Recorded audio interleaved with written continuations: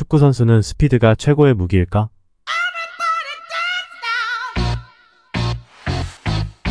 2019년 12월 손흥민은 프리미어리그 벌리전 경기에서 70m를 질주하며 역대급 전무후무한 골을 넣었죠.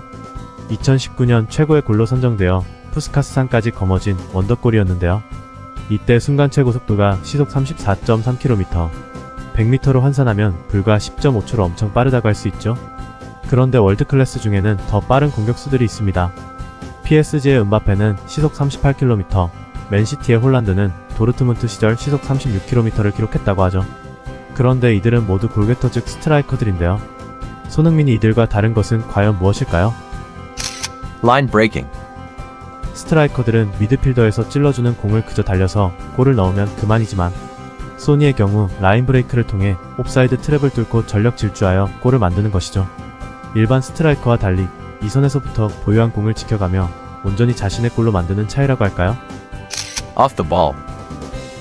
과거 박지성이 맨체스터 유나이트에서 뛸 때 퍼거슨 감독이 눈여겨본 것은 골이 없을 때 움직임을 높이 평가했었죠. 이러한 오프 더 볼 상태에서의 움직임은 마치 공을 받으려는 현란한 움직임으로 수비들을 끌어내고 집중시켜 반대쪽 공간이 열리게 돼 득점과 연결되는 확률을 높이는 효과를 만드는데요. 이른바 성동격서 작전이라 할 수 있겠죠. 그래서 박지성 선수를 언성 히어로 라고 부른 이유이기도 하죠.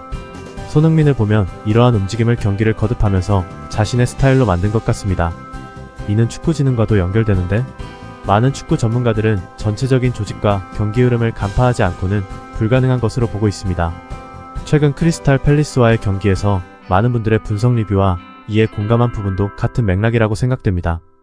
팰리스 수비 진영에서 브레넌 존슨이 탈압박에 성공하고 패스하려는 순간 팰리스의 수비진들은 당연히 손흥민에게 공이 건네질 줄 알고 에워싸고 압박하려 했지만 이때 손흥민은 뒤쪽에 티모 베르너가 있는 것을 미리 인지하고 본인은 한 걸음 뒤로 물러나면서 수비진들을 끌어냈죠.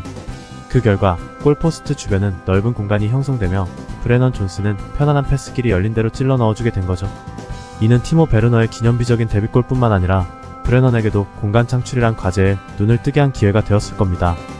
손흥민은 경기 후 인터뷰에서 본인 스타일을 이른바 가짜 공격수 폴스9이라고 밝힌 것처럼 그저 골만 넣는 스트라이커가 아니라 짧은 순간이지만 동료들의 움직임과 경기 전체 판세를 읽으며 팀플레이에 기여하는 자세가 다른 월클 스트라이커들과의 차이를 만든다는 생각이 듭니다.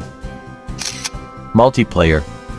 앞에서 언급한 오프더블 부분과 연계하여 기존 스트라이커들과의 또 다른 차이점은 바로 멀티플레잉 능력이라고 볼 수도 있겠네요. 공이 전방으로 오기를 기다리는 것이 아니라 미드필더가 위치한 2선이나 또 필요할 때는 수비 진영 3선까지 내려와 동료들에게 패스를 연결하고 다시 1선까지 올라가 해결하는 모습. 즉 특정 포지션에 구애받지 않고 경기 흐름에 따라 적절하게 플레이메이킹하는 스타일입니다.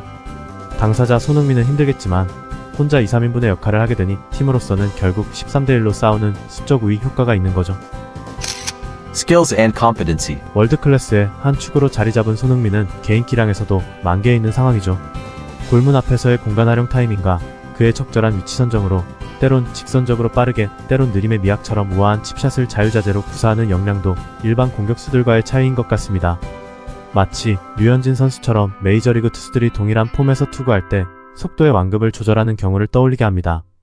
또한 공간이 비기만 하면 이른바 손흥민존이라 부르는 2선과 1선 경계부에서 이루어지는 중거리 슛 또한 상대팀에게는 무시무시한 악몽이 되겠죠. 여기에 수비진들과 골키퍼를 향한 스프린트도 굉장한 무기라고 할 수 있지요. 수비수들의 동선을 파악하고 골키퍼가 제대로 패스하지 못하게 정확한 압박을 시도하여 빌드업을 어렵게 만드는 감초 같은 역할을 하며 이는 이어지는 공격 패턴에 유리하게 작용하게 됩니다. 다음으로는 양발잡이 플레이 능력이죠. 공격수들이 슈팅할 때 수비수들이나 골키퍼는 주발의 방향으로 수비 형태를 갖추는데요. 손흥민의 경우 주발이 따로 없이 양발을 자유자재로 구사하니 매번 50%의 확률로 막을 수밖에 없는 것이겠죠. 마지막으로 코칭 능력입니다. 현재 토트넘에는 손흥민과 벤 데이비스 선수를 제외하고는 모두 어린 선수들로 구성되어 있습니다.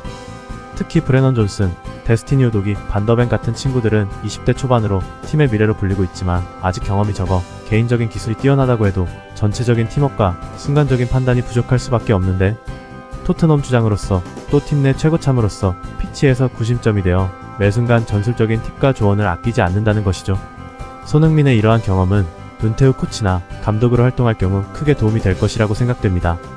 모두 알고 계시는 내용이지만 일반 월클 스트라이커들과 손흥민 스타일 차이점에 대해 나름 정리해보는 시간이었습니다. 감사합니다.